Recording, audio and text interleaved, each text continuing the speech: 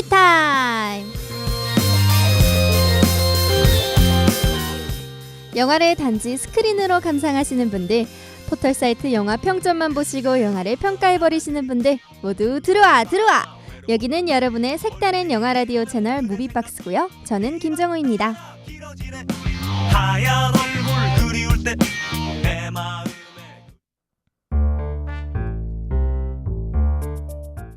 겨울왕국의 원제는 프로즌입니다. 그대로 번역하면 얼어붙은, 냉동된 정도이지요. 겨울왕국은 영화의 설정을 한눈에 전달하는 제목이었습니다. 시선을 사로잡는 제목이 흥행에 한몫했다 해도 과언이 아니죠. 겨울왕국은 개봉 당시 타국의 개봉명과 비교되어 화제가 되기도 했습니다. 그리스의 개봉명은 추위를 뚫고 위로, 리투아니아의 개봉명은 얼음파티였다고 하네요. 다른 나라의 제목을 보니 제목의 힘이 얼마나 강한지 확 와닿죠? 오늘은 원제를 뛰어넘는 번역 제목들을 알아보려 합니다. 보자마자 삘딱 오는 훌륭한 제목 사례 함께 만나볼게요. 심심했던 제목에 적절한 조미료로 입체적으로 바뀐 제목들입니다. 박물관이 살아있다는 영화를 보신 분이라면 한 번쯤은 밤의 박물관이 궁금하셨을 것 같아요. 그래서일까요? 원제는 Night at the Museum, 직역하면 박물관의 밤이네요. 꼭 다큐멘터리 제목 같던 원제 대신 박물관이 살아있다는 호기심을 부름과 동시에 영화의 설정을 정확히 전달하는 제목입니다. 번역계의 레전드로 여러 번 손꼽히죠. 저에게 영화의 제목을 새로 지어보라고 하면 이 박물관이 살아있다가 떠올라서 다른 제목은 생각해내지 못할 만큼 너무 잘 지은 제목이란 생각이 드네요. 오역이라는 제목의 영화가 있다고 하면 여러분은 어떤 내용의 영화가 연상되시나요? 사랑도 통역이 되나요의 원제인 Lost in Translation은 번역하는 과정에서 뜻이 잘못 전달되거나 의미가 빠진다는 뜻의 오역을 의미합니다. 영화 개봉 당시 Lost in Translation이란 제목은 SF로 오해할 소지가 있어서 새로 번역된 제목을 붙였다고 합니다. 이렇게 조금 신경 썼을 뿐인데 어마어마하게 스윗한 제목이 완성되었군요. 사랑과 영혼의 원제가 고스트라는 사실 알고 계셨나요? 이 사랑과 영혼이 유령이라는 제목으로 번역되어 나왔다면 정말 지금의 명성에 이르지 못했을 것 같은데요. 이처럼 원제의 흔적도 찾을 수 없는 180도 변신한 제목들입니다. 슈퍼배드의 원제가 슈퍼배드가 아니라는 사실 알고 계셨나요? 슈퍼배드의 원제는 비열한 나입니다. 정말이지 원제들은 하나같이 정직한 매력들을 가졌네요. 특유의 발랄함이 매력인 영화 내겐 너무 가벼운 그녀의 원제를 그대로 번역하면 천박한 할입니다. 여자친구는 반드시 쭉쭉빵빵 절세 미녀여야 한다는 생활신조를 가진 남자 할을 비꼬는 제목이었죠. 영화가 전달하고자 하는 메시지는 알겠으나 정말 발랄함이라곤 1도 찾아볼 수 없는 제목이네요. 내겐 너무 가벼운 그녀는 할에게 최면으로 날씬함을 얻은 로즈메리의 이중성에 대한 호기심과 동시에 재미까지 부르는 제목이었습니다.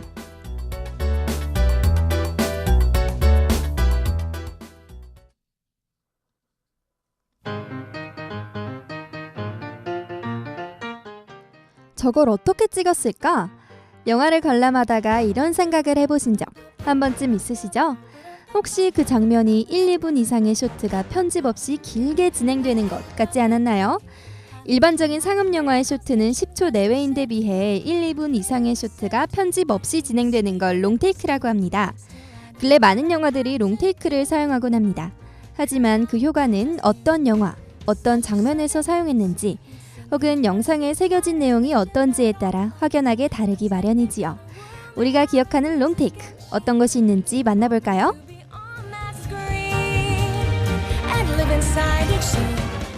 사실 불과 몇 년 전까지만 해도 롱테이크는 그렇게 보편적인 촬영 방식은 아니었습니다.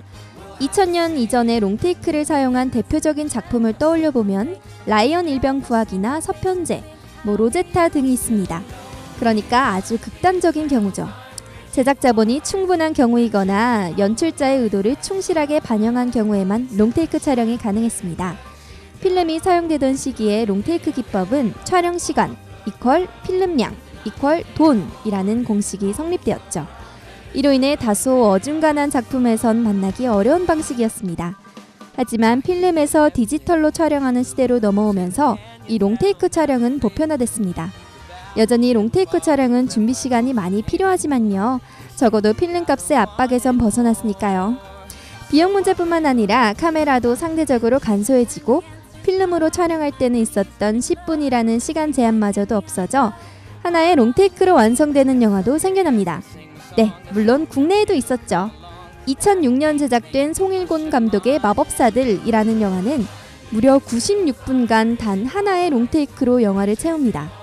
한 곳에서 세트를 짓고 촬영된 영화라 연극에도 발을 걸치고 있지만 과거와 현재를 오가는 몽환적인 시간 구성이 이 롱테이크 영화와 맞아떨어집니다. 절대 익숙한 형식은 아니지만요. 한 번쯤 보면 정말 참신하다고 느끼실 거예요.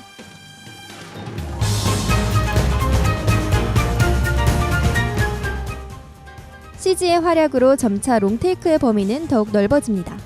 어벤져스의 장면을 예로 설명드리면 뉴욕에서 외계 생명체들과 싸우는 히어로들의 모습을 쭉 따라가는 장면은 실제로는 끊어서 촬영한 뒤 CG로 이어붙인 겁니다. 블록버스터 영화답게 디지털식 롱테이크를 적극적으로 사용한 것이지요. 물론 이런 CG의 비약적인 발전에도 아날로그 롱테이크의 강렬함을 보여주는 영화도 있습니다.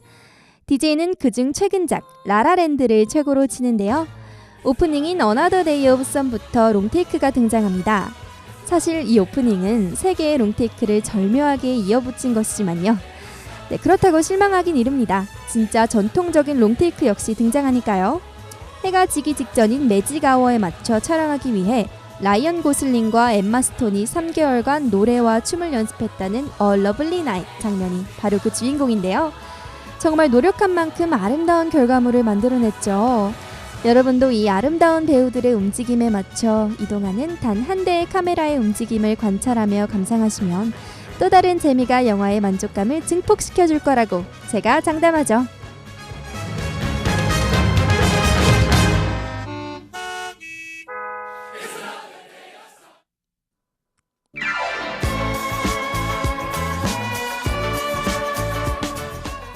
이주의 할리우드 이모저모 시간입니다. 말레피센트 후속편에 대해 안젤리나 졸리가 이야기했다고 합니다.